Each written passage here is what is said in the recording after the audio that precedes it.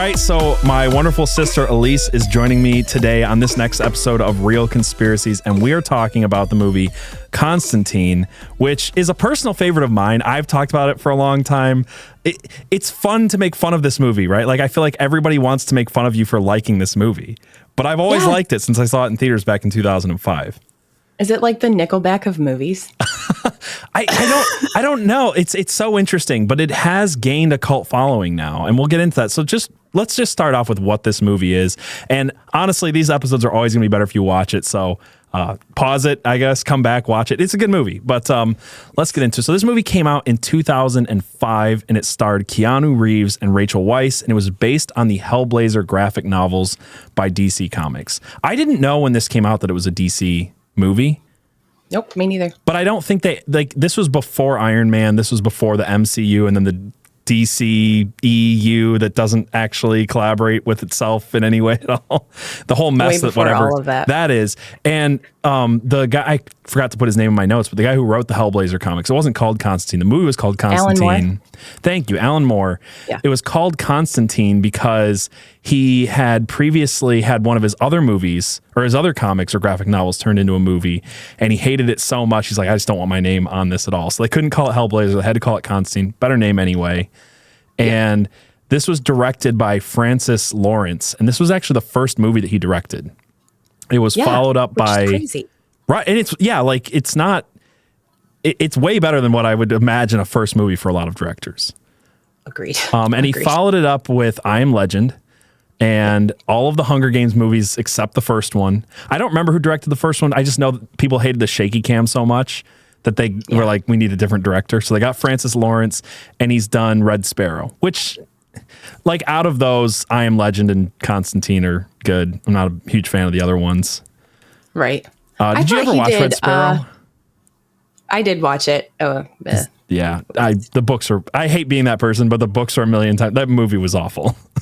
When it's true, it's true. Like, the sometimes book was it's the opposite. So much Sometimes better. it's Fight Club and the movie's better. So, yeah. Yeah. Exactly. What were you saying, though? Didn't he also do League of Extraordinary Gentlemen?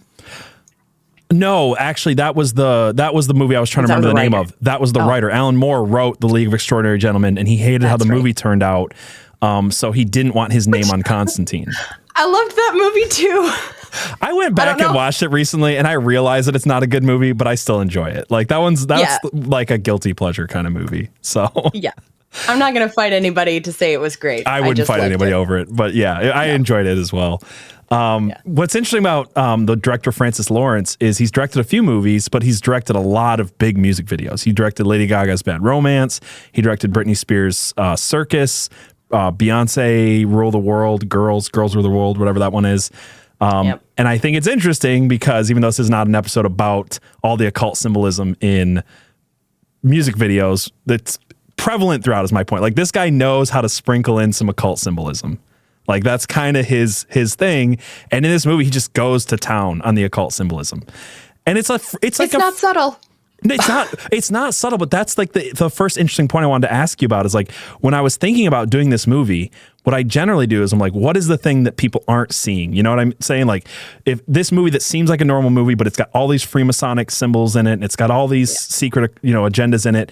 And this one is like in your face. It's about the angel Gabriel trying to help Mammon, the son of Satan, birth into the world and like create like revelation, right? Like it's all about demons. It's all about the occult. It's like in your face, but yet it's still got stuff that people miss. And I feel like even the message I took away from it in 2005 is like a polar opposite like thing that I'm seeing in it now. Yep. Ditto. Agreed. Yeah. I couldn't agree more. And the thing is, and I know we'll probably get into this more later, but there's the meaning that everybody sees in this movie, right? The self-sacrifice and the whole, yes, all of that. But there's so much more to it. Even with it all in your face, you don't see it, right? Unless you're looking for it. And I think that's what's so beautifully done in this movie, and why you can watch it a million times and still catch stuff. Well, and we'll get into this towards the end, I think. Yes. But like one of the things that I'm always looking for is like, what is the reason for it? What is the subtle way that it's influencing people? And there's a very clear, to me, subtle way that it's taking people's faith and like warping it into like this Gnostic worldview. And because again, if you look at this movie, like on its surface, you're just like, oh, this is a Catholic hero. This is a Christian Catholic hero, and he's fighting demons, and it's good. But the actual message you kind of take away is a very different one. So we'll get into that. This movie was released theatrically in the United States February 18th, 2005. It grossed $231 million worldwide, and it received really mixed reviews from film critics. Richard Corliss of Time magazine called the film, quote, a one-of-a-kind hybrid, a theological noir action film. Which it is. I think it's actually unique. It's one of the reasons I like it. Roger Ebert, though, gave it a 1.5 out of 4 stars, and he added this film to his most hated films list. He did not like it whatsoever. I haven't brought up the reviews like a lot in these episodes, and I'll try to do that more in the future. But you'll notice that I do not like Roger Ebert. Roger Ebert's so full of crap, though. Like, he gave Alien, I believe the original Alien movie with Sigourney Weaver, he rated it one of the worst movies ever made, and now it's literally on his top best films ever made list. Yeah. He's just like, it's good. It's cool to be against this right now. He's a dick, you know? Yeah, exactly. I generally, like, if he didn't like it, I probably will enjoy it. That's fair. Or if he didn't originally like it, he might like it later when it's popular to like it, like the movie Alien and a couple others. But I don't know. I'm not a fan of Roger Ebert. Despite a mediocre reception for this movie, it was good, but it wasn't, crazy high. It's gained a cult following, and in 2022, a sequel was announced, and it's currently in development. There was new news that came out on it, like, just this week. Like, Keanu Reeves was answering questions. There were fake trailers that came out from like Screen Culture, and they're obviously fake. I was hoping that I had a trailer to show people, but we don't. But it's looking like it's going to come out in 2026 is what I'm hearing. So sweet. Constantine 2. All right. Constantine 2. So with all that out of the way, let's just jump into the movie. It starts off really interesting. It starts off with a guy digging through these floorboards and finding, this is the comic, by the way. This is Hellblazer comic. Not Keanu Reeves, but that's... Well, what's interesting, sorry, we're not going to talk about the TV show, but Constantine was actually in Great Britain in the comics, and they changed it to LA because when they cast Keanu Reeves, like, we just have to make it LA.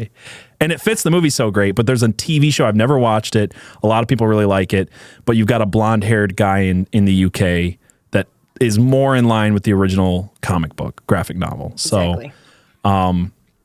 But the movie starts off that this guy is digging through the floorboards of some abandoned house or something, and he finds a Nazi flag, and he unravels it, and inside he finds a spear, and we find out that this is the Spear of Destiny, dun, dun, dun. Which deserves its own episode at some point, and I'm sure we'll do it. Absolutely. There's so much. You could talk about that for hours. Oh, there's tons of history here. There's tons of conspiracies here. But do you want to talk a little bit about what you found on the Spear of Destiny before we move on? Because I feel like it's really interesting to the story. I think just an so interesting too. topic. I think he was digging. It was an abandoned church, because I think there is a cross. Like there is, and I'll show that in a second. You're right. I didn't even think about it being an abandoned church, but I have the image. Well, let me just pull up the image now while you talk about it, because this is him after he gets the Spear of Destiny, and he gets hit by a car, and he like jumps, and he's got, like, you can see he's got supernatural powers after picking up the Spear of Destiny. But if you see that behind him is these like crosses that are held up in this abandoned, torn down church, and he's doing a Christ pose. Which is very symbolic just to start off with. He's doing the Christ pose because this is the birth of the Antichrist that's coming. And it's not the only Christ pose that's like in the film. There's many. There's Rachel Weisz character. She falls to her death, Christ pose into a pool. But we'll get into that in a minute. Let's go back to the Spear of Destiny really quick. Yeah. So the Spear of Destiny has this huge occult following all in and of itself. So whether you believe it's real or not, it's said that was the spear that pierced Christ's side when he was on the cross. And what I want to make very clear, because I heard several people as I was doing research, and you probably did too, it's the spear that killed Christ. No. Right, I know. That's the number one thing that people get wrong. Yes. So he, you find it in John. He had says already it is died, finished. and they were just he checking. dies. The Bible's clear about that, and they poke him, and blood and wine comes out. It's not a mercy. I heard people say it was a mercy kill in the Bible, and I'm like, there's nothing in the Bible that indicates that. But yes, this is the spear that pierced Christ's side, not the spear that killed him, which gives it a whole different connotation. I think it's the occult connotation, though. Yes, is that it killed him? So but it's believed to be the spear that pierced his side. It's also known as the Holy Lance, the Spear of Longinus, or the Holy Spear. Yes. Yep. Longinus was supposedly the Roman soldier who pierced his side, kept the spear, was converted to Christianity. Also, there's this story that he had eye problems, which depends on what source you go from, but either he had cataracts or he had an infection or he was blind, something. It doesn't matter. But the blood and the water that spilled onto his eyes and healed him. But that, I don't know if we want to get into all of that. It's all extra biblical, and it's like it could be stories that were passed on. I have no idea. It comes from it is from the Apocrypha, and it's Nicodemus. The Gospel of Nicodemus is what it's called. Oh, okay. Yeah. Okay, so I've recently been doing more research into different apocryphal texts. I've studied a lot of them. I've never studied that one. So I don't know if that's like a clearly Gnostic text, clearly came later, we talked about the Essene Gospel of Peace, which one dude in the 20s said he found it. Nobody's seen the original, and he translated it. And I believe it's a fake as well. So I don't know anything about the Gospel of Nicodemus, but you're saying that's where the story comes from. But that's where that story comes from. Because I was like, well, why is this? Because it's so widely accepted as this true story, whether it is or isn't, I'm not going to argue, but that's where it comes from. So, and that was like dated to 400. The Gospel of Nicodemus? Yeah. The first, okay. So again, take that for what it is, but that's where it comes from. And there's so many conflicting sources. So again, full episode, I'll dig more into this. But what I found is that one of the stories is that Emperor Constantine himself, and again, there's the link back to Constantine where his name comes from. Emperor Constantine claimed to have inherited the Spear of Destiny in 306 AD, and he carried this into an important battle. I forgot to write which one down. Again, we're just glossing over this part. Before the battle, he made all of his soldiers wear the sign of the cross. Constantine was famously pagan before this, and then it was this battle and the fact that he used this spear to win this battle, and then the cross, the symbol of the cross, to win this battle, that made him a Christian, and that he held this spear at the Council of Nicaea, which is where Christianity was established as the official religion of Rome, and the Bible was compiled. The New Testament was compiled. Yes, exactly. And it said that, there's so many stories, right? So his mother had a vision or had dreams about where to find the spear. So she went to the Holy Lands and found it because she was Christian and he was pagan, blah, blah, blah. But you can pretty much point to any conqueror throughout ancient history after the death of Christ. I wrote a few of them down. Attila the Hun supposedly received it, Charlemagne, and I didn't write all of them down, but it goes through this long list and it ends with Hitler. That's where this Nazi flag thing comes. Yeah. Was there other ones that were important that I missed? No, now those are the big ones. But Napoleon was searching for it. That's what I found, is he didn't have it, but he searched for it. Right. Hitler was definitely searching for it. That part of history, I'm pretty sure is true. Again, I didn't do a ton of research on this. Then it's questioned whether or not he actually got it, and there's multiple versions of it that people claim are real. One of the versions is hilarious to me because one of the versions says, this is the spear that pierced Christ's side. Also, it's made out of the nails of the cross. Thank you. I'm like, none of that makes no sense. Which one is it anyway? So there's a long history with the Spear of Destiny, but I thought it would be important to give some context. I think a lot of people watching this movie, they're just like, Spear of Destiny. And it does explain it's the spear that pierced Christ's side, but maybe not why it was wrapped in a Nazi flag and why it's so important. It's referencing something real. You could walk into this movie and presumably think this is made up for the movie. And there's a few things I'm going to point out here that I thought would be interesting that were just made up for the movie. But there's a lot that's not. There's a lot of occult history and knowledge throughout this film. So I want to point out too with the Spear of Destiny, it is said that whoever holds it and they can wield the power of it, it can be used for, which I think it says in the beginning anyway, but it can be used for great evil or terrible things, obviously. And that's why all these conquerors did so well. But also, if you drop it or you lose it, you're going to have a really terrible end of your life. So, and that is also kind of the case with all of these guys who were so successful with it, if you believe the stories. What's interesting about this is objects of power is not even an anti-biblical belief system exactly, because touching Jesus's cloak healed a woman, and you've got other stories. Elijah was like, "Here, take my cloak. I don't have time to go visit this sick lady. Take my cloak, have her touch it. She'll be healed." Fine. There's things like that throughout the Bible. That's like that type of spiritual power can like actually resonate in objects and contain that. So the idea of a spear with the blood of Christ on it being a powerful item is not out of whack for Christianity. It's something that would be. I'm not sure I believe it. I haven't done enough research if this thing is real. But just because there was a huge black market for this stuff back then. But that's like, again, we talked about the Shroud of Turin in the past, and yeah, and you could go, like you said, this is a whole episode all by itself. But I think you hit the important things about it for this movie. Anyway. So while this is happening, meanwhile, we cut to Constantine, and he's in a rundown apartment in LA, this Filipina neighborhood. I thought they were Mexican at first, but you can hear them. You can hear they're speaking Tagalog, and I realized, okay, this is Filipina, and he's standing there having a smoke, and there's this like TV I noticed in the corner that's playing something. Yes. So I slowed it down and watched it so I could figure it out. It was Courage the Cowardly Dog. Yeah, I have no idea if that's important. Crazy? I just thought it was interesting because it's creepy, right? Like in this episode, Courage is being followed around by a black smoke spirit. So it could be that Constantine is being followed around by the spirit of death because he's going to die from lung cancer is a huge point of the movie. So I think it was definitely on purpose, but yeah. Absolutely. Well, you've said this before. Nothing like that is put into a movie on accident or by chance. Like that is picked. I mean, you have to license it. Like you can't just like throw something on the TV. Yeah. Exactly. And Courage the Cowardly Dog was always a very, I don't even know how you describe that cartoon except that it's creepy and it had to do with And you know what? Maybe that would make a good real Conspiracies. I haven't done a TV show yet, so maybe a cartoon about the occult. There's quite a few kids cartoons that are pretty steeped in the occult. So you could do a whole thing there too. Absolutely. Right.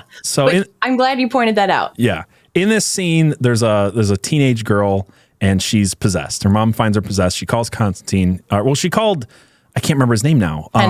Hennessy. Yeah, she called Hennessy, who's a priest, and he couldn't cast the demon out. So Hennessy calls Constantine. Constantine comes in, and the first thing he does is he takes these medallions, these little medals, and he starts putting them in the sun, and he finds one that damages the demon.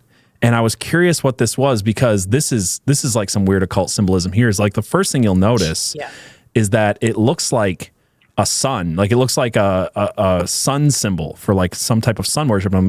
You asked me the other day, you're like, why would a pagan god symbol hurt this demon? Like, is that really what they're going for here?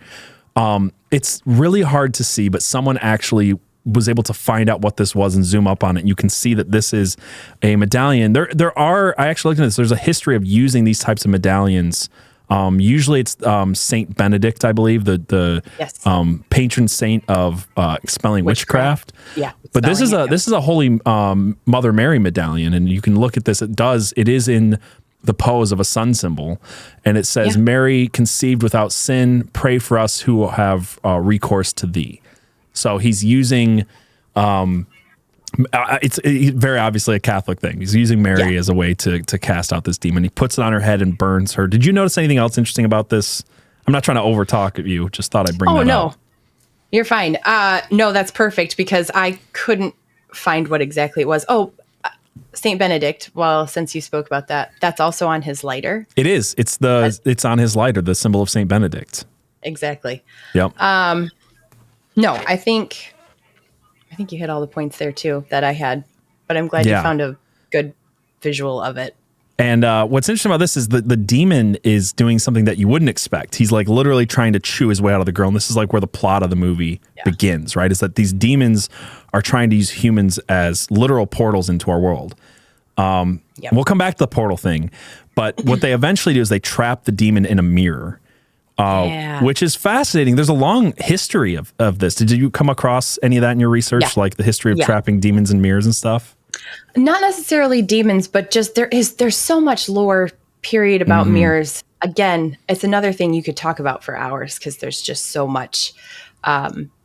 folklore and superstition. That's the word I want. I read ones that were like, if you die and there's a mirror nearby, your soul could get trapped in the mirror, and that there's lore about dead people getting trapped in mirrors and people seeing their dead loved ones in mirrors, and that they cover mirrors in certain places because they don't want their souls to get trapped in it. So there's a whole idea there that goes beyond that, even to portals. So there's nothing I found about like trapping demons in mirrors, but the idea of a mirror being a portal to the other side seemed to come up. I did find one, and I can't remember what region it was in. I want to say it was like Russian folklore. That was, you can trap them and break the mirror, and that's how you would expel them. Right. So I was like, oh, so this didn't come out of nowhere. Right. And obviously it didn't. But no, this is a well-researched thing. I mean, Alan Moore probably did a lot of research for his graphic novels, and they took some of that. But again, looking at we could get other symbolism of Francis Lawrence. I think he knows a little bit of what he's talking about. There's so much freemasonic symbolism we'll get to here as well. No joke. Go ahead.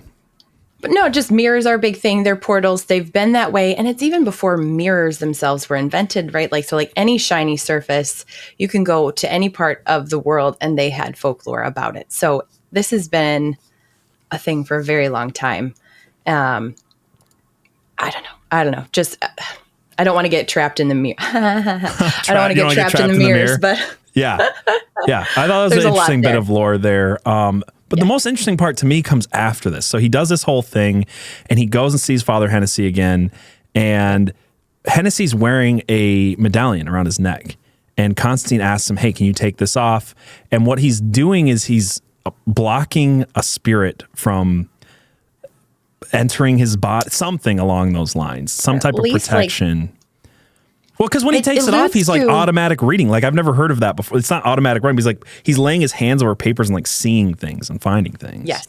It's like speaking to him, and he's finding what the important things, like he's reading with his spirits fingers. are able to talk to him with that when he's not wearing it. Yeah. Yes. So he drinks which Hennessy was, funny. But he drinks so that he can sleep at night. 3 different characters from the comics rolled into one. So, I wondered. See, I didn't look into that part.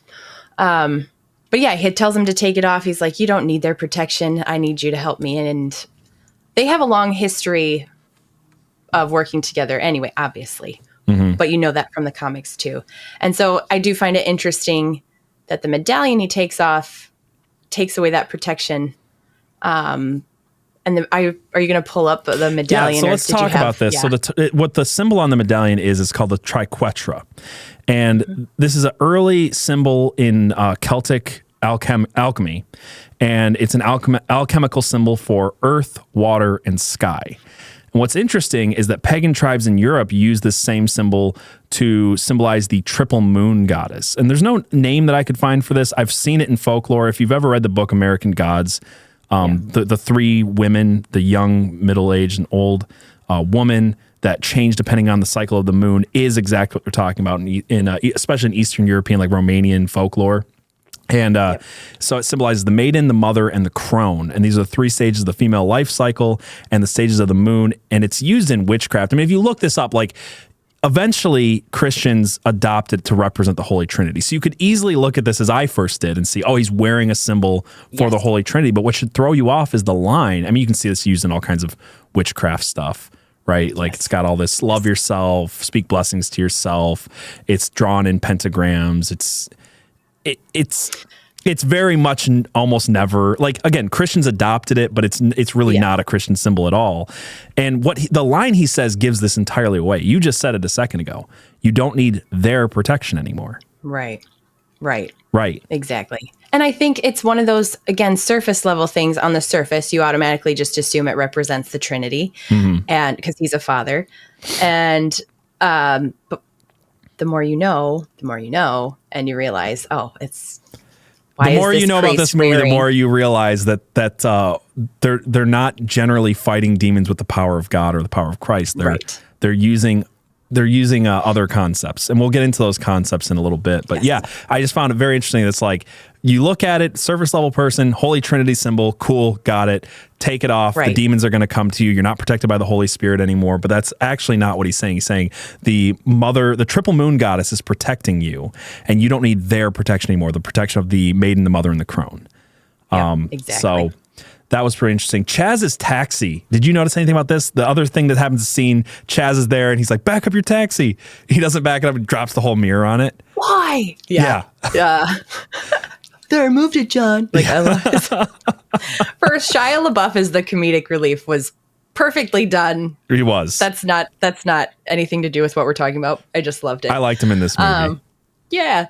Well, there's the threes on the taxi. Thank you. I was so happy you noticed it. The very first numbers you see in this movie are the taxi pulls forward and it's focused on the back, and then you see 33 on the side of the taxi. And then his license plate has 33 on it. Exactly. 3393, I think, was like the taxi 3393 was the taxi number. Yeah. And then also, so yeah, you've got, I mean, the threes and the numbers in this. There's so much numerology. Everywhere. Yes. Everywhere. But also the books in the... He has a bunch of books on his dash, and I found the book. It's called Satanism and Witchcraft by Jules Michelet. Nice. What did you yeah, it is a real book. Did you find anything about this? I mean, I thought it was interesting. It took me like a little bit of looking at it to be like, what does that say? But this is the exact book. Yeah. Yes. Nice. Not a ton, except I just noticed, the black, red, white, which is commonly the three colors of Satanism. Yep.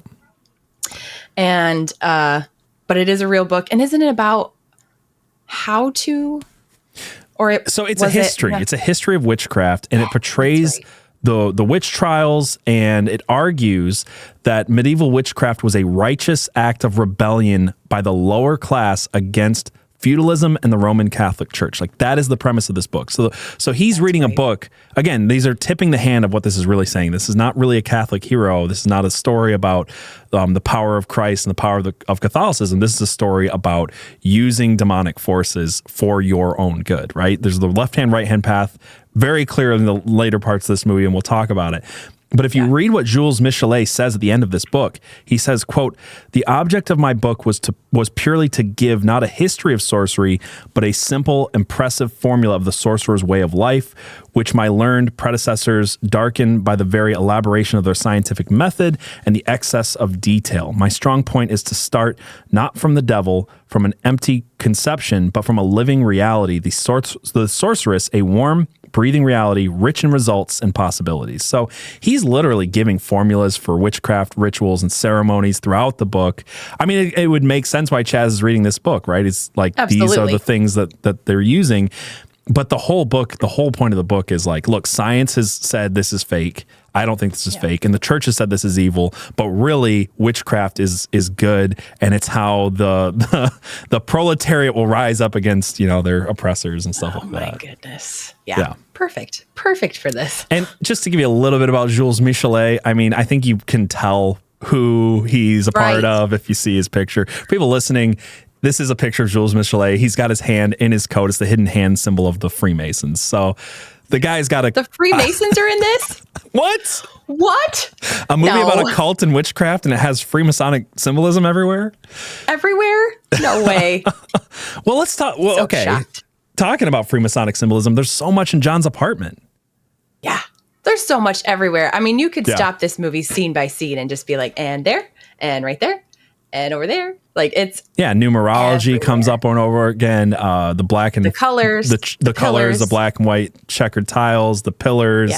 666 shows up over and over and over again. The first biggest instance of 666 is so John lives in an apartment above a bowling alley, and his friend / armorer Beeman, he's like runs the bowling alley. Yeah.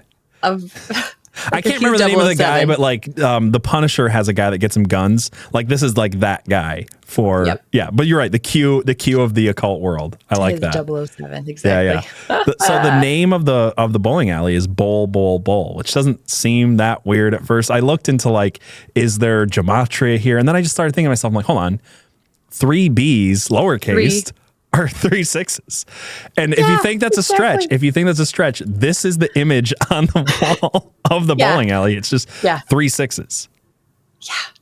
Like, if If you think that's a stretch, I don't think by the end of this you're going to think anything's a stretch when it comes to this. It's very much like the CERN logo, right? Like the CERN logo is 3 6s, the Google logo is 3 6s, and it's very similar in this way. It's just like jumble up just enough that like the average person doesn't see it right away. But again, it's 3 B's wrapped together in it's 3 6s. It's very obviously 3 6s. And very obvious. This goes back to my earlier point, right? Is like it's not even like necessarily.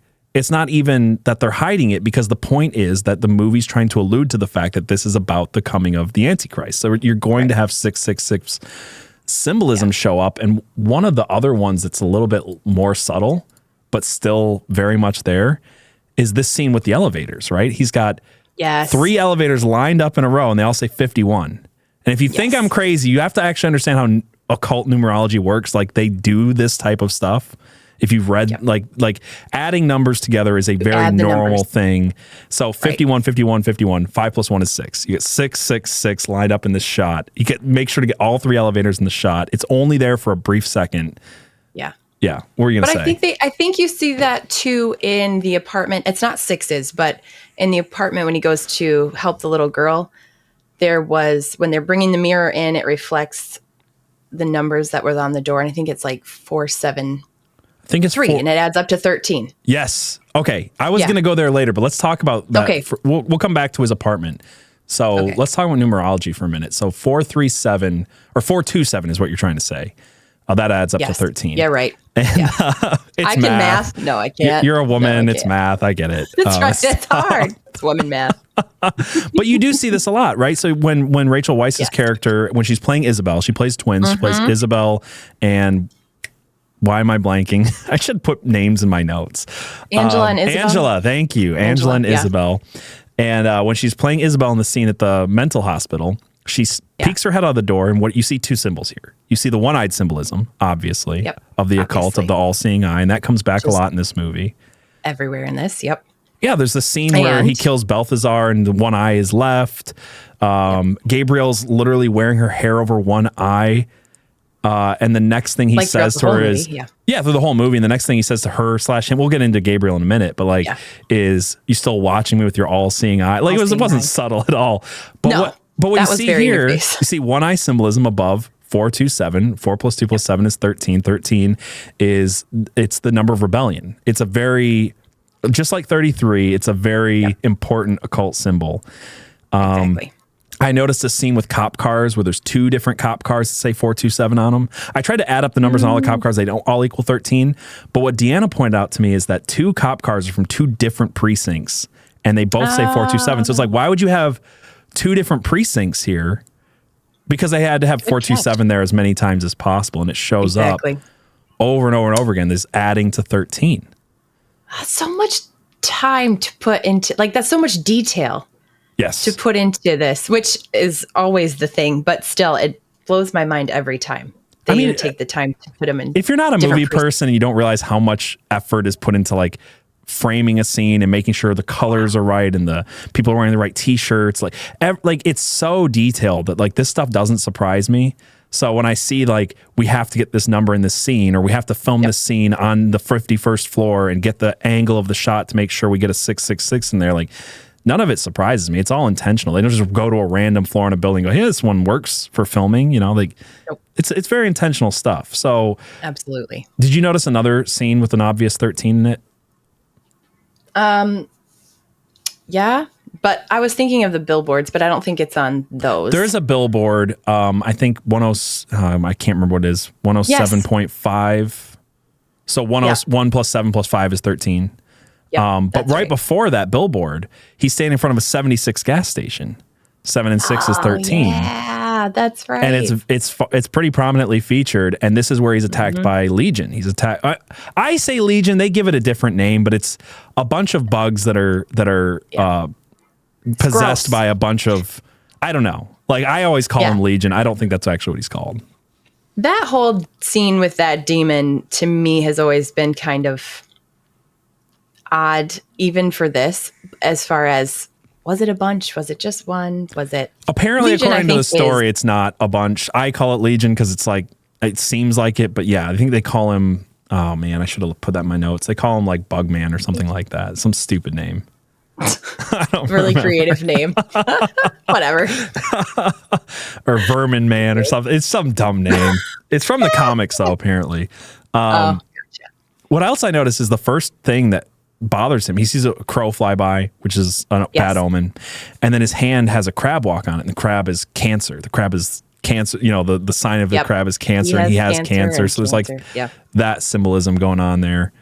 Definitely. That scene was cut short according to the director because of time. So like it's an odd scene in the movie anyway, but it really is. I mean, it makes sense kind of, but it is a weird scene, and that it was cut short doesn't surprise me because yeah, I don't know. Anyway, but was that the other 13 you were talking about? 76. That was the other 13 was 76, the gas station. Yeah. I don't know. Was there any other numerology you wanted to point? I mean, it's all over the place. I'm sure I missed some. Yeah. Go ahead and leave something in the comments if there's something I missed, guys. There's a lot of numerology in this movie. That's the crazy part about doing this. Like, it's everywhere. Mm-hmm. Like, it's everywhere. You can see it and still miss so much of it. So, yeah. Like you said, we go frame by frame in this movie and see something in every scene. Exactly. But going back to John's apartment, one of the obvious symbols there is he's got the checkerboard floor. Yep. And the checkerboard floor is where he's doing his incantations and rituals and things like that. So it's a very obvious freemasonic symbol going on there. A little lesser obvious symbol is, can you see that on the bed right there at the bottom corner? Yeah. This is the cross of the Knights of Malta. Are you familiar with the Knights of Malta? So here's the the Knights of Malta's cross. Not as much as I should be, but a little. I'm not going to go super into it, but like basically the Knights of Malta, they were known as the Hospitallers, which is still a part of different rites in Freemasonry. So like the Shriners, the Hospitallers. But in the York rite of Freemasonry, the Knights of Malta is a high Masonic degree before the degree of Templar. So this goes back to about the Knights Templar and stuff like that. So Freemasonic symbolism in his apartment over and over again. Knights of Malta, checkerboard floor, things like that. Even on the bed. Bed. Yep. I don't know if I don't know if we want to talk about this now, but sure. I noticed this and nobody really had an answer as far as I could find. And maybe it's nothing. All the jugs of water in his apartment. Mm-hmm. And I was like, yeah, that's weird. But then there are more jugs of water in the cavern that Papa Midnight has, where he has all the collectibles that he's all of his stuff. There were the same jugs in his vault. There's supposed to be jugs of holy water. Is what I've heard. It never says it. That's what I heard too. No, it doesn't. And that was the only thing I had heard too. But I was like, well, then why does he need the ampules? I don't know. No, you have a good point because, let's go to that scene. I actually have that scene pulled up. There's a scene where Beeman comes in and he gives him a bunch of cool tools. All the gadgets. I think it's a cool scene, so let's check it out. Bullet shavings from the assassination attempt on the Pope. Holy water ampules from the River Jordan. And, you'll love this, screech beetle from Amityville. We'll continue in a second, but the only thing I could add is it because this holy water in these vials is from the River of Jordan, so it's like extra holy water? That makes sense. That's a good point. But beyond that, water is a symbol for transition, right? Like water is a portal, and they use water as a portal over and over and over again in this movie. We'll come back to it, but I think they're supposed to be holy water jugs. I covered this on a different podcast. The podcast that I used to do that I based this one on, which was called Real Gaming. And we talked about the movie and the video game. And the video game gives more context to the weapons. So specifically this scene with Beeman, it gives more context to the weapons. Actually, we'll just talk about this now let's play the rest of the scene and I'll tell you one other thing that gets left out of this scene. Yeah, it's funny to you. So he says beetle from Amityville. Sorry, right there.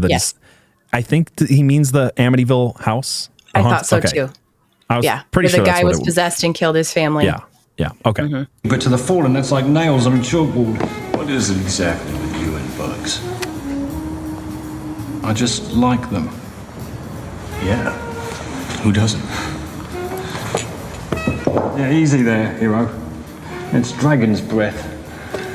Thought you couldn't get it anymore. Yeah, well, I know a guy who knows a guy.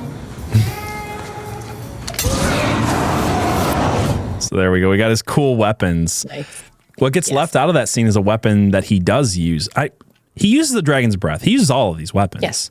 Yeah. But there's one weapon he uses that's never explained in the movie. It is explained in the video game, which gives you the context, which is what I was getting at, which is the scene where the demons come and fight them. And they back up against the Holy Virgin Mary. And it's the only thing that the electronics don't affect, which I want to talk about. I was going to say that. I want to talk about that.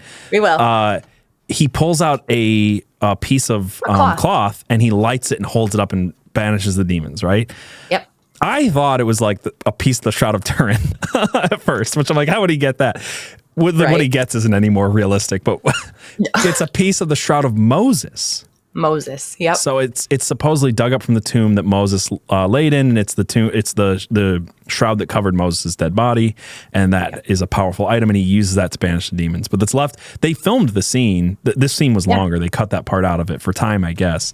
Which I just have to ask, like, if you're gonna use it, leave that like extra 10 seconds in that explains it.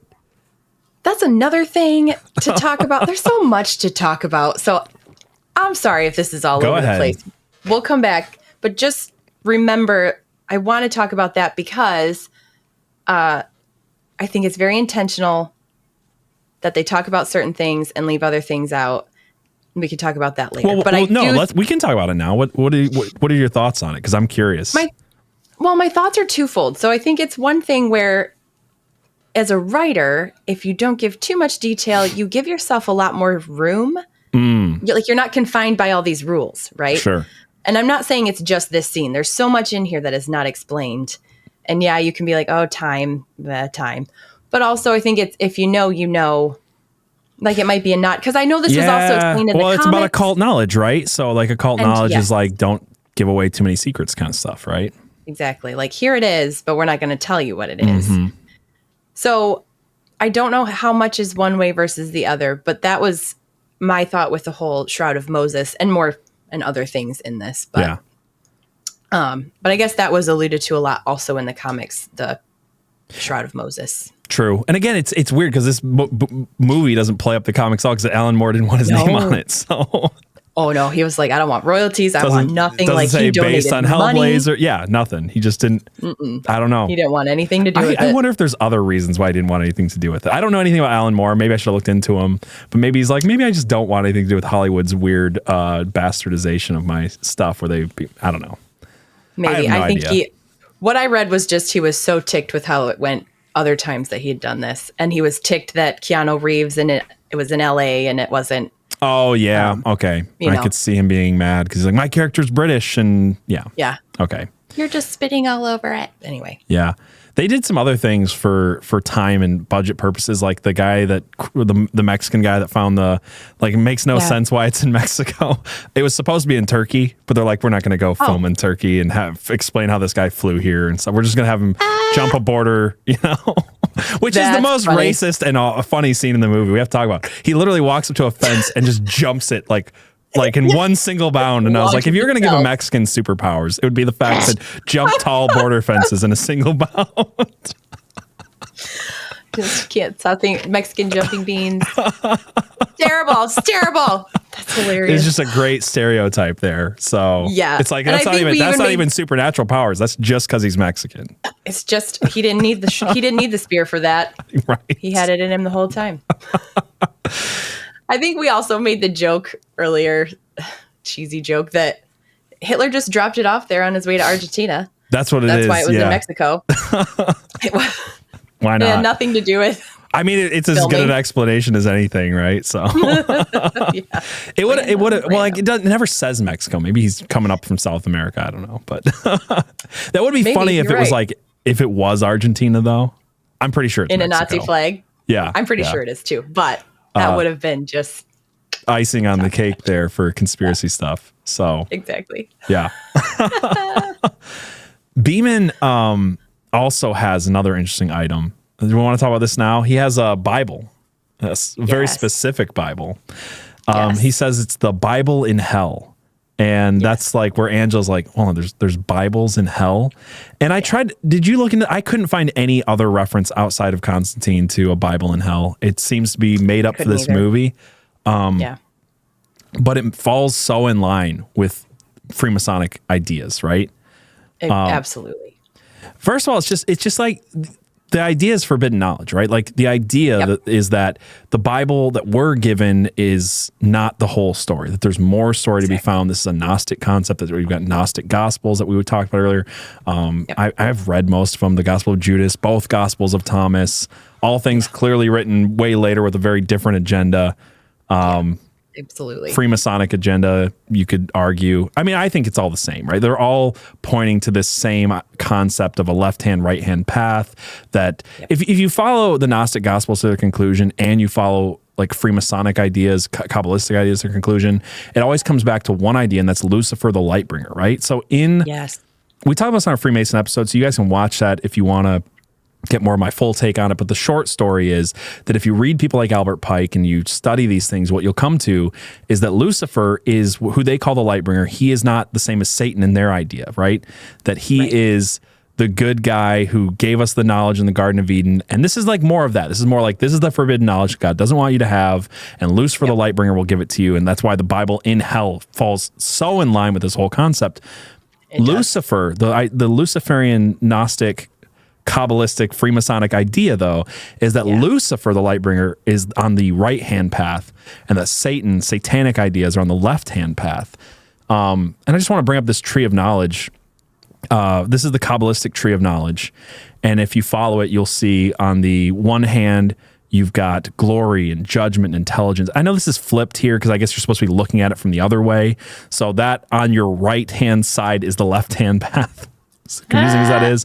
And then the left-hand side, I guess you'd be looking at it, again, the other way, is the right-hand path, victory, mercy, wisdom. So when you get to knowledge here, and this all lines up with chakras and stuff, they all have all these ideas.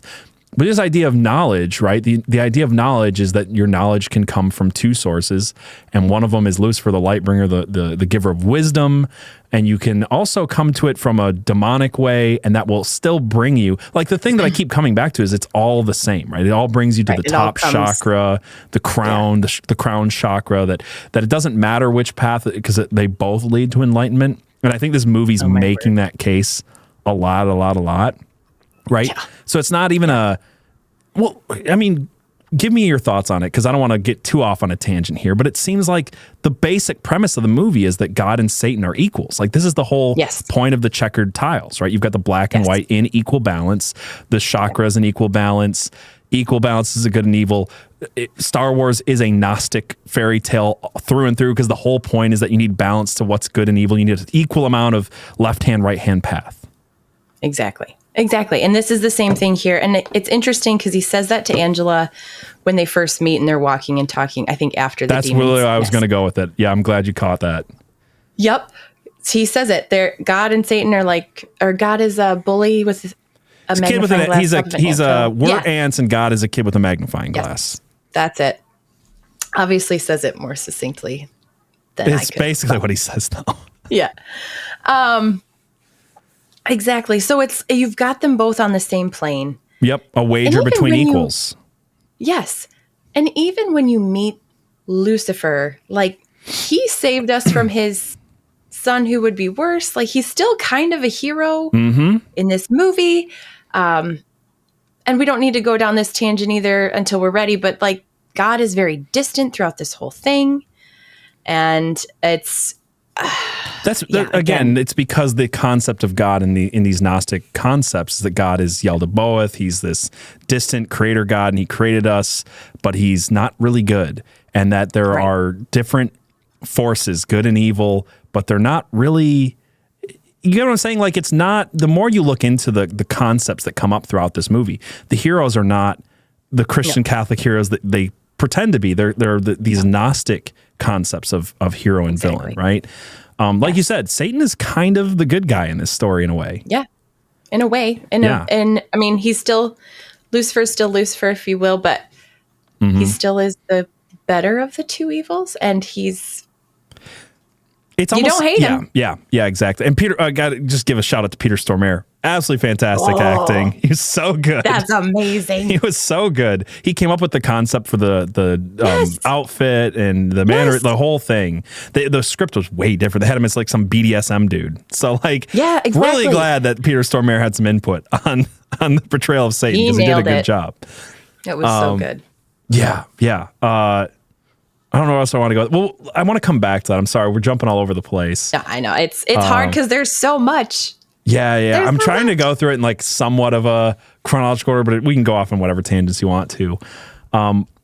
You brought up though the crux of the movie, right? Is that there is a equal wager between equals between God and the devil, and that they can only influence the world. And it brings up the concept of half breeds a lot, which I found interesting. Yeah. Like, is that Nephilim stuff? If you read into it, it's basically saying like, they're here on this plane, but not fully, which is another fascinating concept. We could go into that forever. One of my favorite. That these forces are both corporeal and incorporeal. And what they're trying to do is be fully on this plane. And that's why the demons are trying to eat through people, that Mammon, the son of Satan, is trying to birth his way through a psychic and all of that stuff. And the whole thing is about portals in so many ways. And the portals are shown in some crazy ways. We saw it in the beginning, mirror portals between heaven and hell. When he visits hell in another part, he's using water as a portal. Again, water is used in rituals as a lubrication between the realms. And he uses a cat as a portal. I just last night was talking about how cats were believed in ancient Egypt to be vessels of the gods, of demons and stuff like that. So they were again, going back to ancient Egypt mythology, they were halfway between the two worlds. Yep. And I want to talk about bathtubs and the bathtub portal scene because it's the most obvious Freemasonic ritualistic second. There's two huge Masonic ritualistic parts. That's one of them. Yeah. But before that, this movie's depiction of heaven and hell is literally why this is one of my favorite movies. Yes. Thank you. Always. I knew we'd get there. Yeah.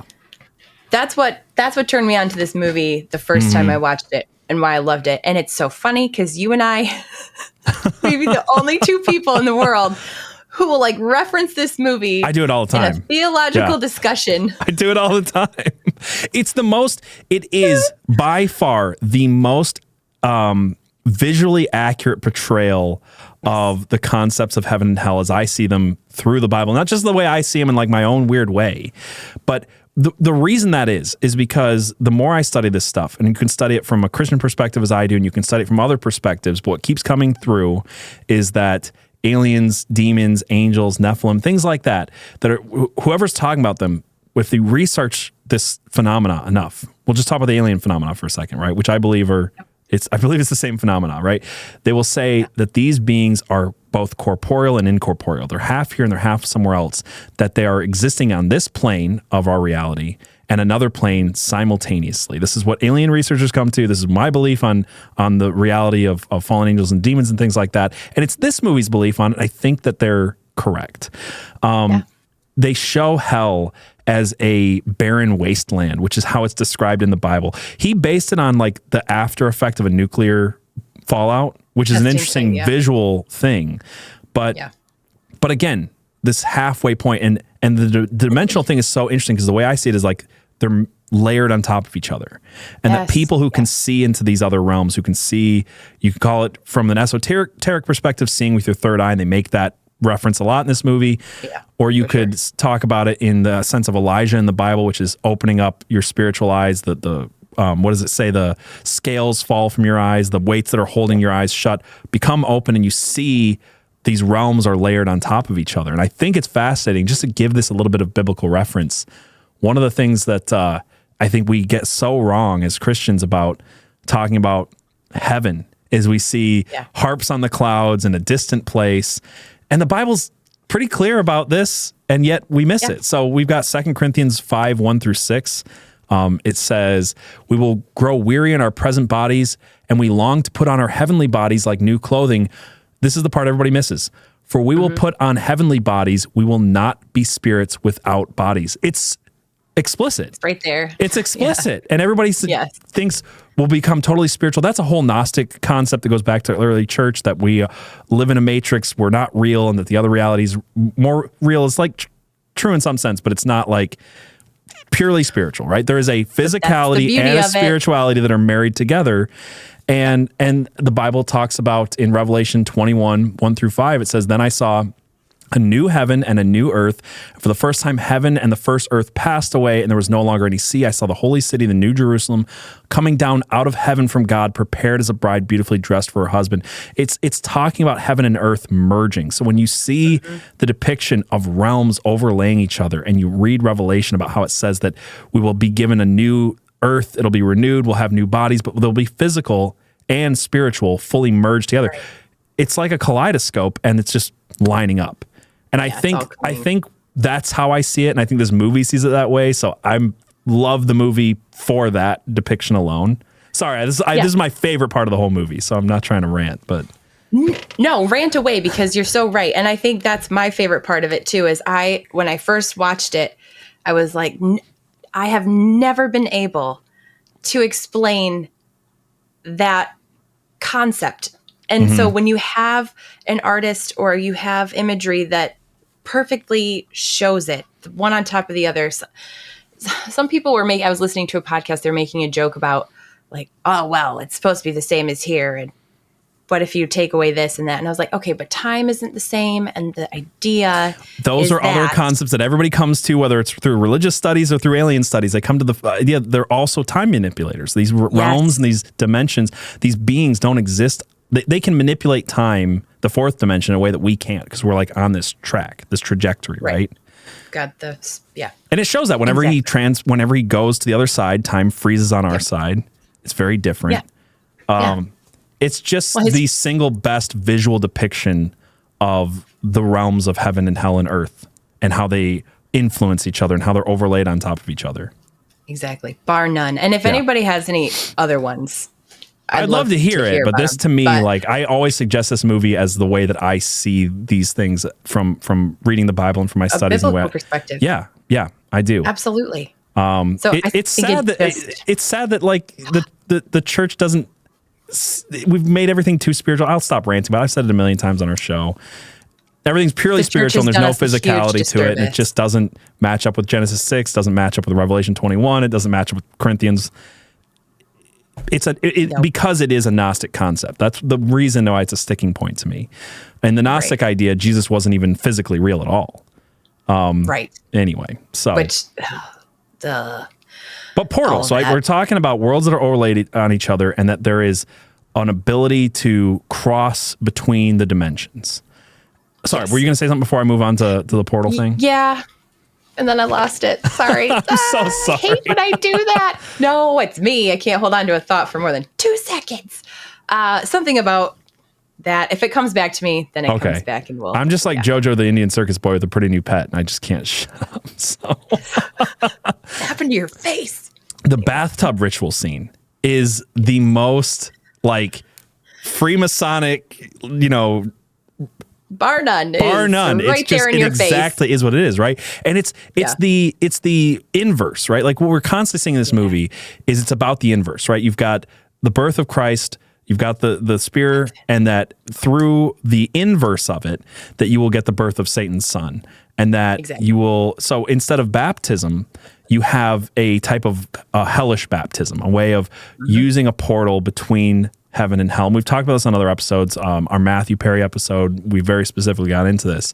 So I won't go too much into the details, but like the idea, I mean, there's a lot of Hollywood sacrifices that have to do with bathtubs. Aaron Carter, Whitney Houston, things like that.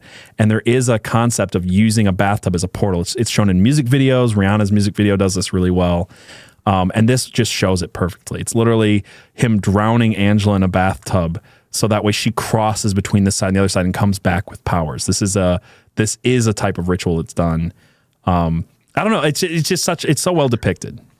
It is so well depicted. And yes, you're right. It comes back. First, the imagery again is very powerful. Like the whole bathtub explodes when she comes back, and it sticks with you. And also, it's very uncomfortable to watch. right? Because you're watching him drown her, and it's just she didn't realize it, and then she does. But again, like what I think about this movie is it's like, here's the pretty faces you see in Hollywood. Here's the things that go on behind the scenes. Here's someone like Keanu Reeves that everybody loves, and then you see this other side of him, and you see the dark side of Hollywood depicted in this movie. And it's just like, it's so eye-opening whenever you've like studied any of this stuff. It's like, this is them showing that ritual, and they have a good purpose. They believe it's a good purpose. They believe it's some type of right-hand path thing. Right. But it's there, and they're saying it. It's there. Right? Yeah. And it goes back to what we've said before. Like, they're telling you, but they're not telling you. They're showing you. And if you know, you know. But it's there. It's right there for you to see it. And also, when she comes back, she's always had these psychic abilities, but she has, repressed them. And she comes back, and it's very similar to like the scales have fallen off her eyes again, right? Yep. And all this comes back fully, and she goes right from there to like having this because she's connecting with the others. Because she's connecting with the other side, and the point of the bathtub ritual is to connect with the other side. And what this movie is making clear is that you're connecting with the other side, but not the heavenly side. It's not a baptism. It's not baptism in a holy Christian way, in a side that's connecting to God.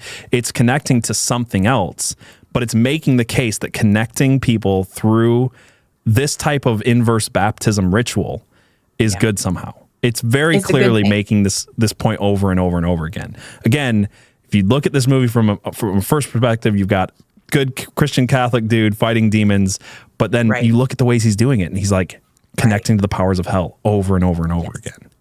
Yes. And so is Angela. And so is Angela. And she, she's like not even mad about the whole thing. It just goes straight into like, she is fully on board now, right? Because she sees and she knows and she understands. And again, it's like she becomes even more badass than she was. Yeah. And just all these subtle positive things. Yeah. And talking about demonic rituals, with that, when Angela talks about her sister Isabel, who's always been into it, she's like, my sister Isabel was always close with God, and she could see things. She played with Ouija boards. She did summon. Yes! And she's like, whoa, whoa. Yes! She's like, my sister's doing all this demonic stuff, but she's just the most Christian person ever. Right. She's very Catholic. She'd never kill herself. But it keeps making that point that these equal balances of power, both are good. Both are equal. Yes. God and Satan are equal. Using prayer is equal to using a Ouija board. A Ouija board. Yeah. Seances. All that is just that's what she says, seances and Ouija boards. Yeah. Yeah. And I didn't catch that until recently. Rewatching it this time. Yeah. Me neither. And the most clear that this concept is in Papa Midnight's club. And I know you want to talk about this. So Papa Midnight is a witch doctor. And voodoo teaches, the teachings of voodoo are that there are good and bad spirits, and that witch doctors are there to communicate with both sides. They call this the Loa, LWA, but it's pronounced like LOA, Loa. And the Loa, the spirits, they serve as intermediaries between humanity and the Bondi, which is a transcendent creator divinity. And that some of these Loas are even named after Catholic saints. So it's got this concept of this is semi-Haitian Catholic voodoo. Yeah. That look, it's fine. I'm communicating with spirits on both sides. And if you look at Papa Midnight's character, his whole character's point is, I serve the balance. My job is to keep the balance of good and evil, the black and white checkerboard in balance, the dark and light side of the force in balance. And it's very much in keeping with voodoo, which is where he comes from. And he's got a meeting place between angels and demons. So let's talk about Papa Midnight's club. Papa Midnight. I love this concept, and it dawned on me this time around. So I don't know how much detail you want to go into about the whole club, like as much as you want with the movie, but you have the tarot cards, and Constantine has to read them and to get in, whatever. But you go in, and you do see the mingling of the half breeds, and there's the good and the bad, and everybody's getting along. You also see, I believe it's an angel half-breed who turns water into wine. Yep. And there's so many, there's like a whole stinking list of all the inverse things. You could watch that scene in slow-mo and catch a million things, but the two most prominent was that. I put that in my notes, angel turning water into wine. Yep. And a demon, fallen angel, eating a human alive. That's right. And it's wild to me because this is a Hollywood movie that's just like, yep, I'm okay with walking into a place where humans are being consumed for blood, for their adrenochrome, for whatever. It's just, this movie's so explicit in the ways that it just shows the dark side of Hollywood and makes the case continually over and over and over again that it's okay because it's serving a balance, right? That we have voodoo practitioners, Kabbalistic practitioners in Hollywood. Kabbalah is the biggest religion in Hollywood. People think it's Scientology, it's Kabbalah, and they're serving this Kabbalah tree. We've got left-hand, right-hand path people in Hollywood, and we're doing underground clubs that you can't get into together where we do magic and eat people. Like, this is so explicit in the movie that it just it blew my mind watching it. I love this movie since I saw it in 2005, but like watching it now, I'm just like, it's blowing my mind, the stuff I'm catching. Yeah. And what's crazy too is 2005. I mean, it's before the adrenochrome thing was really talked about. Like, it was in movies before that, but nobody really talked about it. Oh, for sure. Exactly. So it's like everybody who's in the know has known for a very long time. This is nothing new, obviously. Yeah. And nobody's making that case anyway. But I'm just saying it still blows my mind. This has been going on for so long, and they're just putting it right in your face even then. And am I wrong that this movie is making the case for, look, adrenochrome harvesting is on level with whatever. It seems to be equal plane. This is all good. Constantine's kind of like, let's break the rules a little bit, but still we need the balance, Let's follow the right-hand path a little bit to balance it out. And my idea, because Constantine's whole thing is not actually there's a good side and a bad side. His whole thing is the bad side actually is outscaling the good side right now. The left-hand path is outscaling the right-hand path, and Papa Midnight's not seeing it. That's actually the point that's being made. It's not that there is a clear morality difference and that one side is good and the other side should be condemned and cast out. It's just that, hold on, Papa Midnight, you're missing it. The left-hand path is doing too much. It's not balanced anymore. And I think he says that at the end. I think Angela asks him, like, well, how can you do this? Doesn't that upset the balance? He's like, oh, no, they attacked Beeman. That's when he was like, and the balance has been off, and now I'm going to go correct it. And again, Constantine's a guy who can walk into a club with adrenochrome harvesting and be like, hey, it's the balance. Yep. It's the balance. Yeah, that's the whole thing about this club that got me, and I finally made this connection. It's neutral, right? It's neutral. That's Papa Midnight's whole thing, the balance and neutrality. Enemies can go in there and they're not going to touch each other. Right. And it's like you have Constantine's arch nemesis, Balthazar, and he goes after him kind of, come at me, bro. Yeah. And Papa Midnight's just like, that's against the rules. But this is not the first time. Maybe it's the first time, but it's not the only time that Keanu Reeves does this. Exactly. Yes. You see that in John Wick. And I don't like making connections necessarily with movies that... I think with Keanu Reeves' case, you have to make this connection because the other big connection, we won't go into this, is that his character in this is often compared to Neo, and both are Gnostic heroes, and both are Gnostic fairy tales. But anyway, go on. He's pretty much the same dude in both movies. Yes. Yeah. Not really. Yeah. So yes, I've heard that too. But in John Wick, you also have that. So you have all these assassins, and there's the hotel. Why can't I think of the name of it? I can't think of it either because it's been a minute since I saw it. But you're right. It's the same concept as Papa Midnight's Club.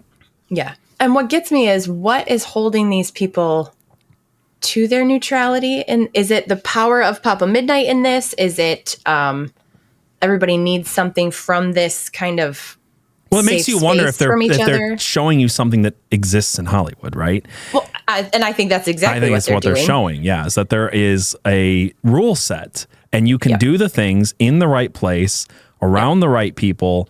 If you follow our rules, adrenochrome's fine. Fine. Bathtub ritual sacrifice is fine, but you got to follow the rules. Exactly. Yeah. Exactly.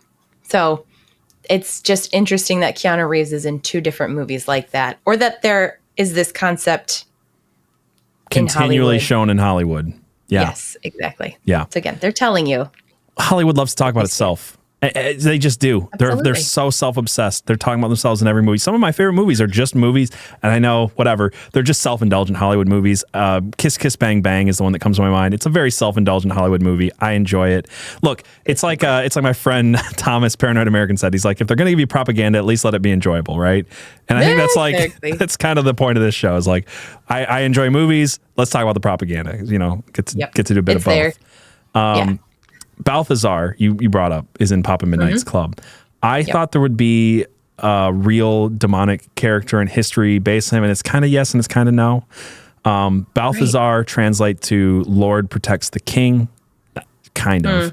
But as far as I could tell, like the concept of a fallen angel or demonic deity named Balthazar is a little bit more pop culture. You see it in Constantine, you see it in Charmed, you see it in World of Warcraft is the one. So when you try to research it, you just come across wikis about the characters in those three things, right?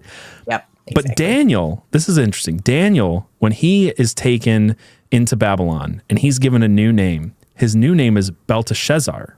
And Belteshazzar means Bel's prince. Bel, as in Balthazar, it's the same thing, Lord. Yep. It gets translated to Lord a lot, but it actually doesn't mean Lord because Lord is just the shorter name for Marduk. Yes. So they changed Daniel's name in the Bible to Belteshazzar, meaning the Lord of the straitened treasure or the Prince of Marduk, right? So Marduk is the god of thunder, and he's the chief god of the city of Babylon. Yep. The god of thunder is Zeus. And Zeus, Balaam, is the Greek concept of Baal. Yeah. So you've literally got Balthazar's named through that long explanation, meaning a protector of Baal.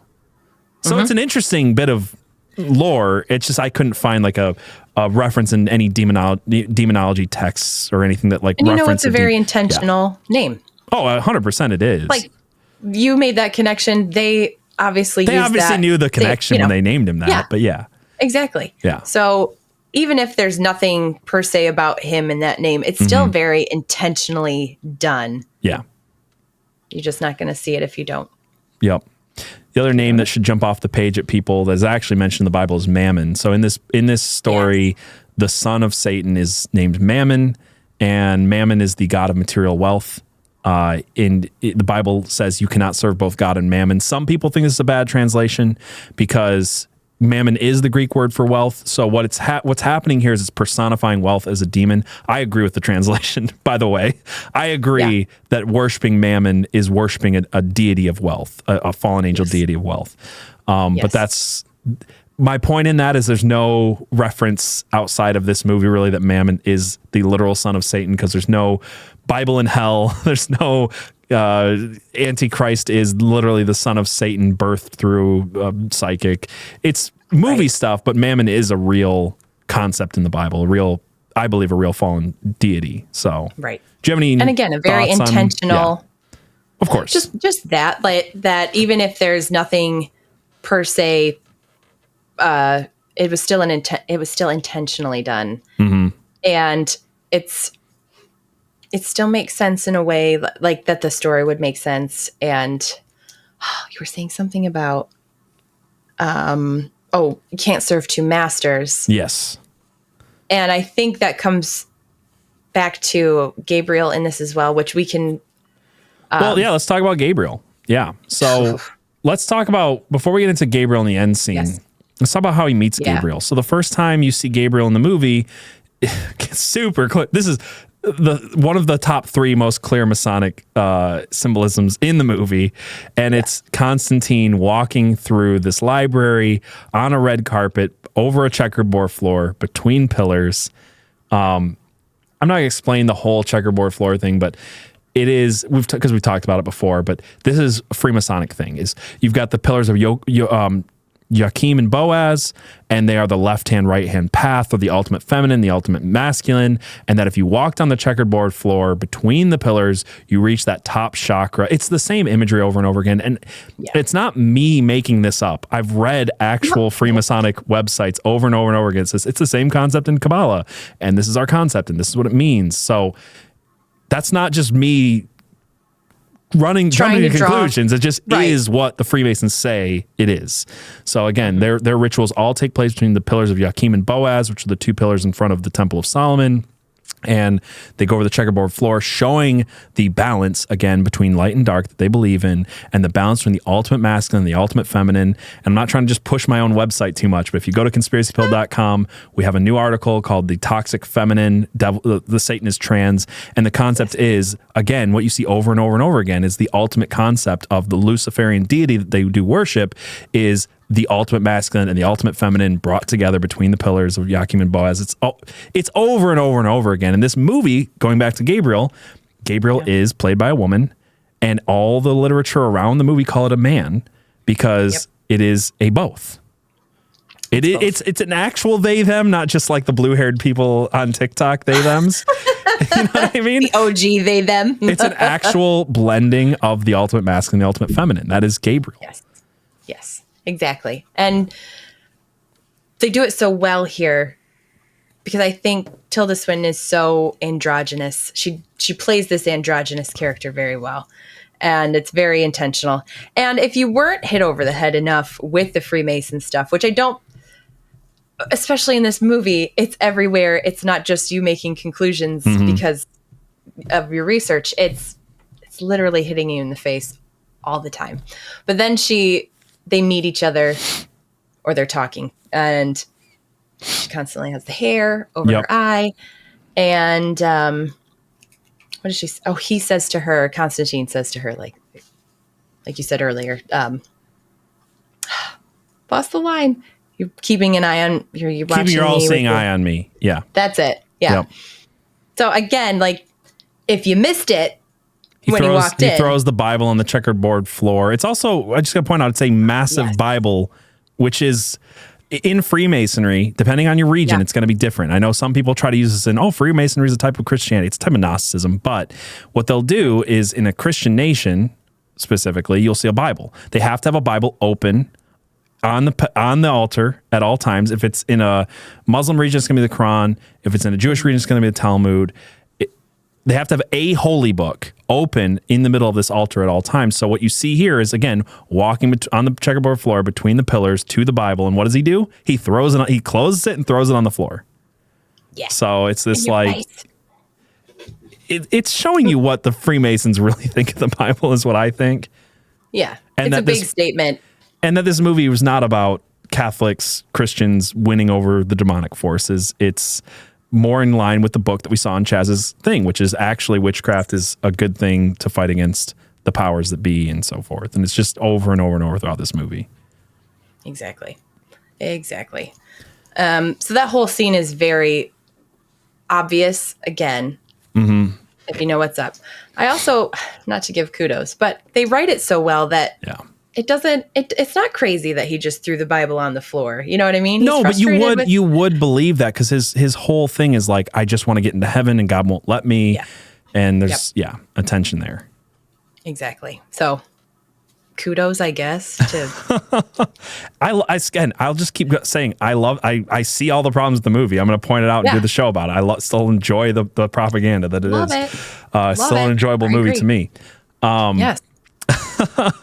So Gabriel is the angel that now becomes fallen by the end of the movie. Right. That uses the spear of destiny to open the womb. Angela's the psychic. She's the medium. She goes in, again, second bathtub ritual for Angela, right? We get her going where her sister died. Her sister falls through in the Christ pose through the roof into a tub, transitions into hell, literally.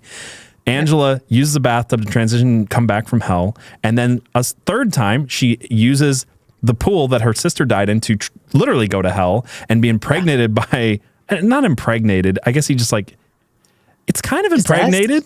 But it's like it's a demonic immaculate conception, I guess, right? It's just the immaculate conception on its head.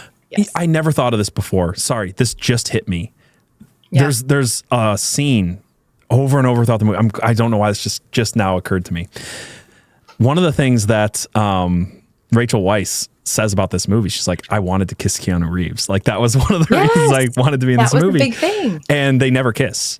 Over and over and over again, they never kiss. And there's 3 major scenes I can think of where they almost kiss. There's the bathtub scene, there's when he saves her scene, and there's the very end of the movie. And they were very intentional to make sure that John and Angela don't kiss. And what they say is, we're trying to create a noir. We didn't want to make it a romance, whatever. But what I just thought of, if this is the demonic immaculate conception, the idea that she's a perpetual virgin.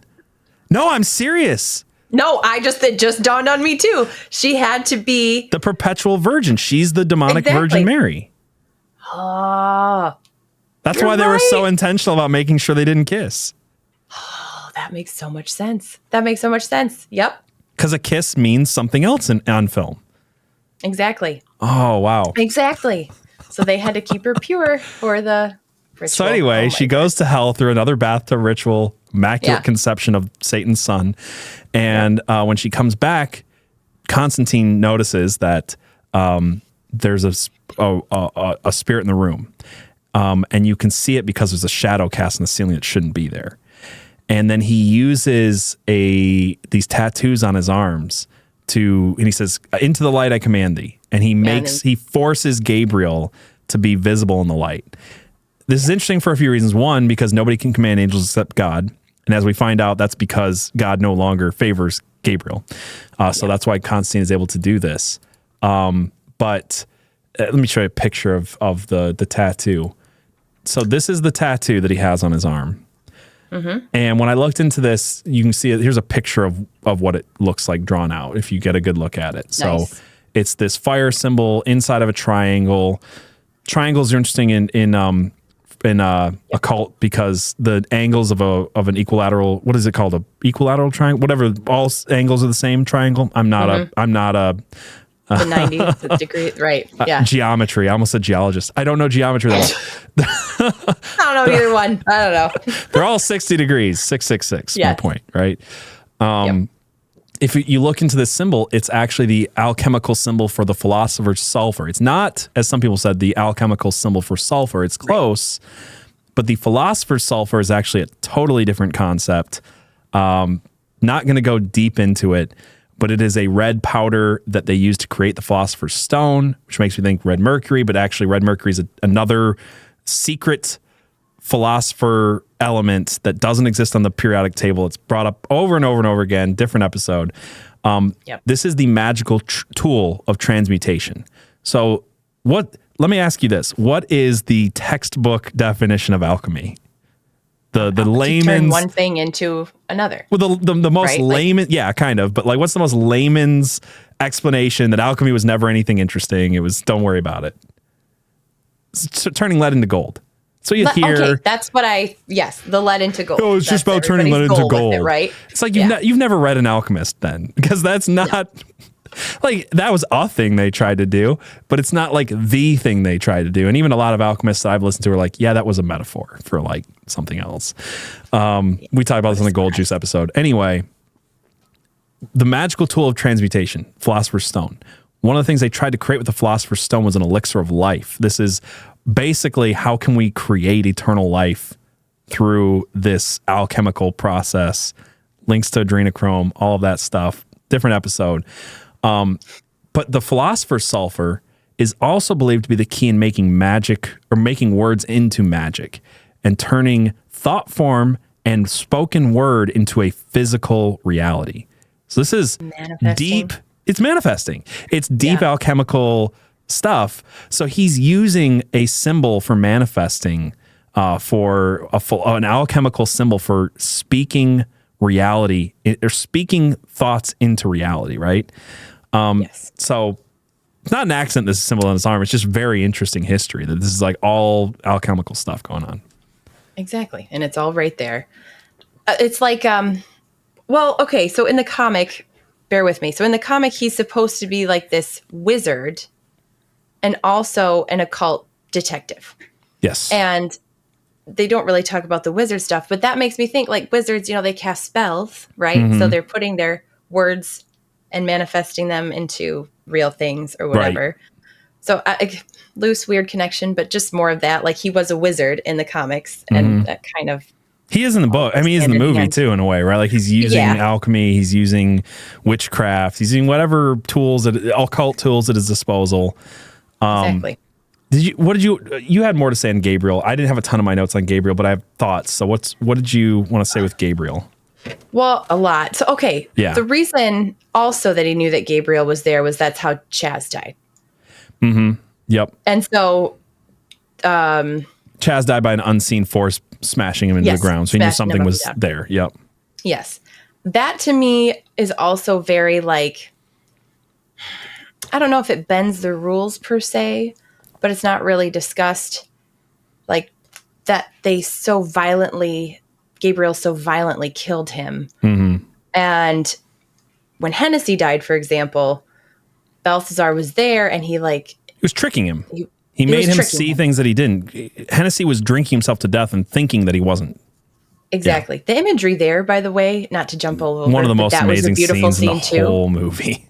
That was so well done. It was beautiful. I loved it. I mean, it was awful. It's one of the most interesting, well shot scenes in the movie by far. I love it. Thank you. Yeah. Yes. So that was very subtle, trickster, which again goes hand in hand with what Constantine says to Angela when he's explaining these things is they can influence, but they can't. Right. And that's where Gabriel breaks the rules. This is why Gabriel, it's not even that Gabriel did something evil. It's that Gabriel broke the physical plane of reality rules. The rules. Yeah. Exactly. And the fact that he could, right? So they can, but they choose not to. That was what was so confusing about me. They're like, oh, they can't enter this plane. Like, they're here physically on this plane. But I think you're right. I think the point is that they can't do certain physical things on this plane, right? Right. And so I don't have an answer. It's more just, did he just break the rules because F it, I'm gonna bring down the ruin of humanity anyway, and I'm breaking all the rules as is, and he's just insane. Gabriel was literally a fraction of a second away from none of that mattering because the son of Satan would be born into the world. So exactly. So rules. Yeah. I don't need them. Right. I don't know. So again, I don't have a lot of answers there. It was just interesting to me, the violence that in the way that Chaz died, when you didn't really see that with any of the angels or demons throughout. There's two important things about Chaz's death that I want to talk about too. One of my favorite lines in the movie that I think is true is that Chaz keeps getting told over and over and over again. He's like, it's not like the books, kid. It's not going to happen like the books. And this is something I want to be clear about with this show and with the stuff we talk about in general is when it comes to the dark forces and the demonic and alchemy and Freemasonry and cult rituals, we can read things, we can speculate on things, but we don't really know how it all works. And I think that some people get really hung up on, I read this book, this is how it works. And what this movie keeps saying is we have done things with this stuff. And I'm telling you, the audience, that it is not like you read in the books. It's not exactly like you read in the books, that the rules are bent, that, one of the points of Freemasonry is to not tell the lower initiates. Albert Pike said this, to not tell the lower initiates the truth. So sometimes people will be like, oh, a Mason said this. It's like, yeah, but they might have been fed shit too, Exactly. They only know so much, and what they do know is suspect, depending on their level, right? Yeah. So I think that is a huge key in this. And it is a message to us, the audience, who are not in the know. But also, you do see, and I think this is equally as important. You do see when they're trying to exorcise Angela. Constantine is struggling, and Chaz comes in and helps him focus. And together, they don't totally exorcise her, but he makes it better until he is killed. Right. Because Chaz has a real faith that Constantine doesn't. He has knowledge, but Chaz has faith. And that, again, sorry. That's another concept. Let's bring up this picture of the Kabbalah tree again. We've got intelligence and wisdom. You've got this idea that you've got the balance here. You've got someone who knows and someone who believes, and they're balancing and getting, you're reaching that upper echelon, I think. But anyway. Well, I want to dive into that a little bit more too. But before I forget, because that's what I do, I think it's important to remember that Chaz was still powerful, even though he wasn't in the know.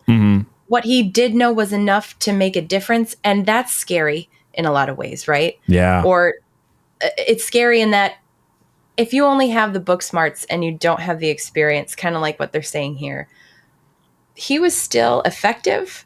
But look what happened to him. Right. I think there's a warning in that too. Maybe they didn't mean to warn you, but I think it was a warning. It's important. Yeah. I think it was a warning. I think it's important to acknowledge the fact that you can know stuff, but you don't know. Experience is a better teacher than books. Yeah. Yes. And you can still perform the things, but you can't perform the things. Because you're not in the club. He was not allowed in Papa Midnight's club, for instance, right? Exactly. Perfect. But it's funny because you hear comedians talk about this. Whitney, I can't remember her name right now. I can't remember the name of either comedian. We talked about him on the Gold Juice episode. They were speculating about adrenochrome and gold juice, and they're like, well, look, I go to parties, I go to clubs in Hollywood, and there's parts of the party I'm not allowed at. So I can only speculate what's over there. And they're comedians, and Shia LaBeouf's a comedian originally. Yeah. And so it's kind of like, this guy is not allowed in the Hollywood club. Yeah. He's not allowed in the deeper echelons. Keanu Reeves, A-list star, allowed in those places. Shia LaBeouf, maybe not. He knows what's up. Right. It's an interesting concept, though. Yes, for sure. Let's just talk about the post-credit scene. It seemed like an afterthought. Yeah. Okay. I mean, I don't think anybody knows. I don't think most people know this. There is a post-credit scene in this movie before Iron Man. I didn't know it till like the fifth time I saw this movie. I just left it. I didn't know it until this week. Yeah. Yeah. So you told me, I didn't know. Did you know there's an after-credit scene? So, yep. Yeah, idiot. I know. Chaz, he puts, look, Constantine gives up smoking. He puts his lighter on the grave of Chaz. And it's you said it earlier, the Saint Benedict lighter. Yeah. And Chaz is an angel at this point. I mean, look, it's a Gnostic, but it's interesting because, like, is it an afterthought or is it just alluding to the fact that this is a Gnostic way of thinking? Because, like, growing up, you heard, oh, if you become an angel, you know, if this person died and they were so good they became an angel. Not a Christian concept at all, but it is a Gnostic concept. It is a Gnostic Gospels. The idea that good people become angels is entirely Gnostic. So maybe it's making that point. I don't see it as in he was always an angel in disguise.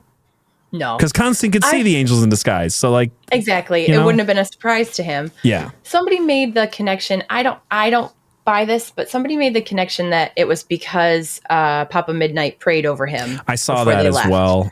And I was like, it would seem like a weak connection. It's weak. I agree. Yeah. And also, like, how much of it was like everybody loved Chaz, so they needed like a happy-ish ending for him. I think it was an afterthought, and if it wasn't, I think it has more to do with Gnosticism and that belief system than. It works twofold, right? It does. It does. Chaz gets a kind of happy ending, and also we still get to push our agenda. Yeah. So, yeah. All right, let's talk about the biggest Freemasonic ritual in the movie outside of the bathtub. So the movie ends where he needs to stop Gabriel, and the only way he can do it, he's told a few times, we got some foreshadowing here, that Constantine is the only soul, or one of the only souls, that Satan would come to this plane of existence to collect himself. So he knows that if he dies, Satan will be there, and Satan, Lucifer, the light bringer, what do you want to call him, doesn't want his son born into the world for some reason. And so he slits his wrists on a checkered board floor, bleeds out on a checkered board floor, red, white, and black. White. Yep, red, white, and black, checkerboard floor, Hollywood suicide ritual, and Satan comes up to collect his body. And this is something I only just noticed earlier today. Satan grabs him by the left hand. Yes. And drags him, and then is stopped because Constantine is no longer on the left-hand path. Constantine is now on the right-hand path. Right. So Satan, the left-hand path, can't drag him by the left hand because he's, I guess, serving Lucifer, the Lightbringer, I guess. You know, like, I mean, it was very intentional. Am I wrong to think that the left-hand path was very intentional in that scene? No. Why is there a checkerboard floor there? You know what I mean? Like, every time you need a ritual done, there just happens to be a checkerboard floor.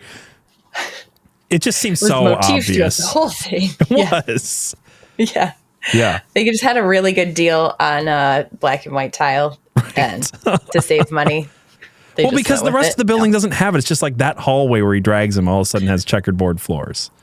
Did you also notice in the hospital too, during the daytime, those tiles are like green and white. And then like... So they were only black and white because of the lighting? I think, no. I think that was also intentional. Like, again, maybe a big stretch, but like the daylight, and when Angela goes to see Isabel after she commits suicide, I was like, it's green and white in here. But then throughout the rest of it, it is black and white. So I was like, I also think that was intentional for whatever reason, but it's just that one. As in, like, scene. look, this is not a freemasonic thing right here, but we're going to use this scene later, and we'll make it dark, and it'll show up as black and white later. Yeah. Yeah, no, I never thought of that, but that's interesting. Weird. Maybe I'm grasping at straws. I don't know, but yeah, I don't know. That whole scene with Lucifer is phenomenal. First of all, of course, the actor, like we already said, was Peter Stormare's brilliant. Perfect. Yeah. Perfectly well executed. What I could go on about that for a long time, which I won't. But what I noticed also, so not only does he bring up Lucifer so that Mammon will be stopped, but he's like, okay, so what do you want? Like, thanks for stopping all of that. And we can go talk about that scene too. Literal deal with the devil? Yeah. To extend his life? He's like, yeah. Freemasonic ritual, deal with the devil to extend his life? Sounds pretty, yeah. It's a good point. Sounds about right. But also, the fact that Satan, he goes, no, I want Isabel to go to heaven. Mm-hmm. And Satan was like, okay, done. So again, they're putting God and Satan on the same playing field. Yes. He can do it. God can do it. They're the same. That's the whole point, again, of the black and white tiles. It's the equal balance. It's Star Wars messaging. It's because Star Wars is that message. I've read books that try to be like, oh, Star Wars, if you read it the right way, it's Christian. I'm like, at best, it's Hindu, but it's not. It's not a Christian story. It's not a Christian story. No, and I know I'm like repeating the same things over with telling all these things, but it's just more like they're hammering home. Oh, absolutely. And so they did it there too. But going back to when Satan goes into the room with Gabriel and Angela, and like the whole scene is completely frozen, right? Once he pulls his son out, and there's again this really awesome imagery, scary but awesome, of him holding Mammon like a prisoner, if you will. Mm-hmm. He's holding Angela, but then the screen like shoots down and you see the reflection in the water. Yep. Right? There's another portal. There's another portal. And the same thing with mirrors too. Yep. The reflection and So you see all this and you see him struggling, and Lucifer like lets him go. And I guess there are 3 crosses in the background there. Oh my gosh, I'm so glad you brought that up. I forgot to put that in my notes, but there are. Yeah.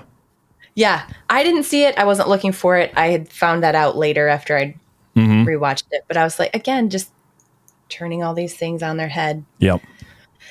Well, because again, I think the point that I want to reiterate is like when I first watched this movie, I saw, in my belief, still to this day, even after all of this, I think I have some of the best imagery of the dimensions and how they interact with each other. I think it's really well done. Yes. And again, watching it as a younger person, I'm like, cool, this is a story. Look, I'm not Catholic, but I love the story of a Christian fighting against the powers of evil. I can get behind this. And now I'm watching, I'm like, but I think the point is to subvert all these things and to give people this false idea about religion, about, you know, how much can you dabble in the occult? How much can you dabble in Freemasonry and witchcraft and Ouija boards and all of this stuff, and making that, again, the whole point being equal playing fields. God and Satan are equals. We need a balance of good and evil. That is the actual message. It's not a Christian message, is my point. It's very an occult message throughout. Agreed wholeheartedly. And this just dawned on me too when Angela asks, or they're talking about how Constantine would go to hell because he committed suicide, and he's like, well, would you want to go to a prison where you put away half the inmates? Yeah. So it's still not even like, I want to be in heaven for the reason of being near God or for anything good, except it's just like, hell is going to be 10 times worse for me, 1,000,000 times worse for me. Yeah. Because I pissed off everybody there. Yeah. So I don't want to go. If that's your only reason to not want to go. Yeah. No, I mean, I kind of took that as in like making this into a cop concept of like, I don't want to go to prison. True. But yeah, no, I agree. It's a weird, it's a weird line. It's like, I think the being ripped apart in eternal damnation and hellfire for eternity is bad enough. That'd be enough. You know, that's enough. Yeah. And that's a good point too. Like, he is supposed to be this occult detective, and it is a good. It's a cop reference. I mean, it's a noir. There. Yeah. Again, I'll go back to the one positive review we read at the beginning. This is let me find it really quick in my notes.